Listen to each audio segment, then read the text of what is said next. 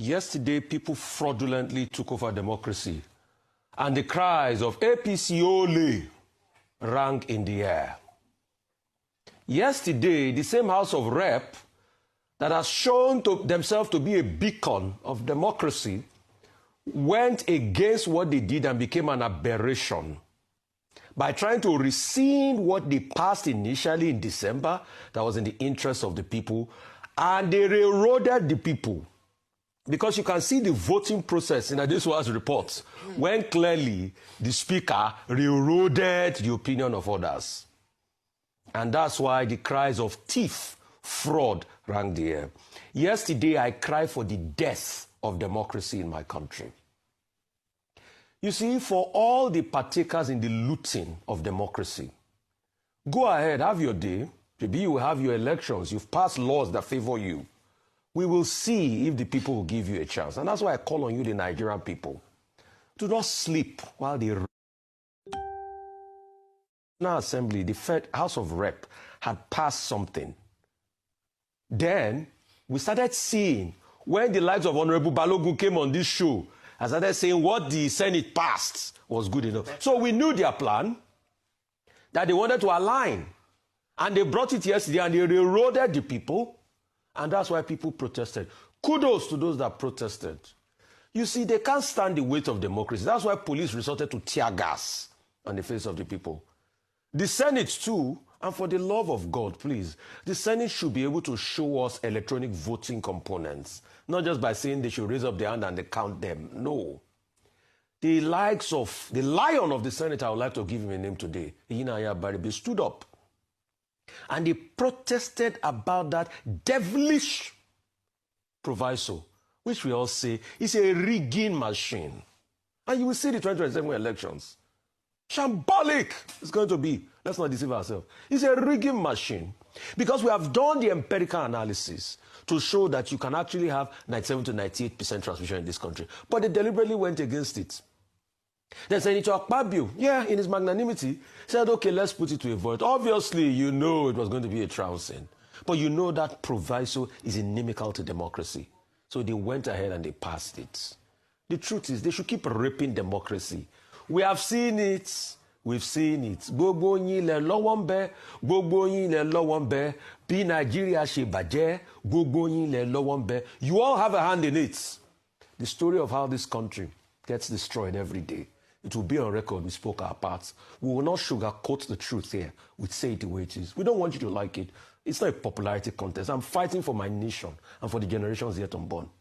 It's not for some people in government today. Because it's transient. Even if they do. But on this, you are correct. Now, let me hit you hard, President Tinubu. This is an aberration to democracy. A president signed a bill in less than 24 hours. Did he go through the Attorney General? Did they read it? What bill did they even sign? You see, these are the questions, and that's why I'm sorry, we have a good as dead opposition in this country.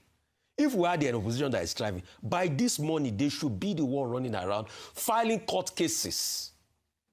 I think this opposition should go and even learn how to do opposition from the APC, because they don't look ready and organized for me.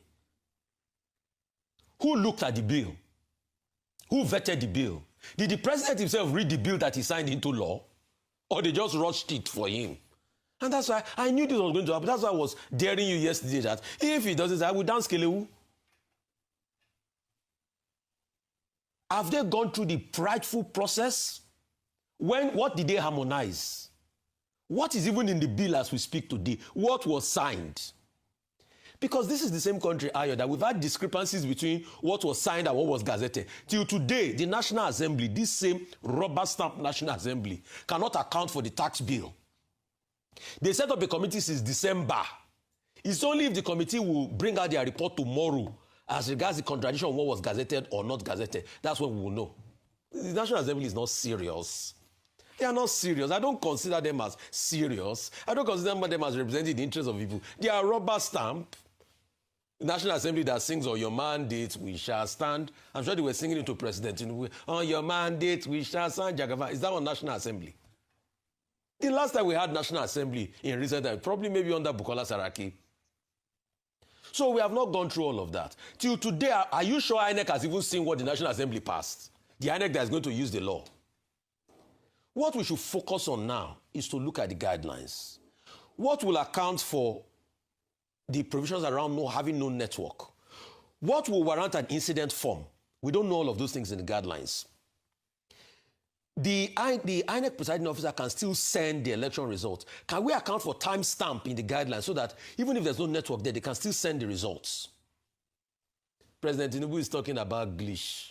He's talking about trust, talking about transparency in a law that does not account for the people, that does not respect the views of people, that they are calling noise. Isn't that hypocritical? We already know that they are going to be shenanigans in this 2027 election. He's talking about glitch that only happened in the presidential election that favored him, that INEC has not been able to talk about till today. It's not only in the presidential election the technical glitch happened. Did it happen in the Senate and... Making sure that our lives count by our votes counting. Until our votes begin to count, our lives cannot count. If the lives of citizens count, they cannot kidnap and kill more than 100 people in Kwara. And the governor is in Abuja trying to deliver the APC candidate for AMAC election.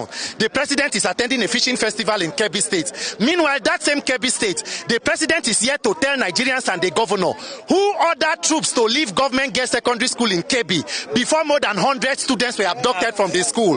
The commander-in-chief is yet to tell Nigerians, my brother, there is no country where the vote of the people count, where leaders will act as irresponsibly and as reckless as Nigerian leaders. So we are insisting that for 2027, we do not want shenanigans. Nobody should be afraid of free and fair election.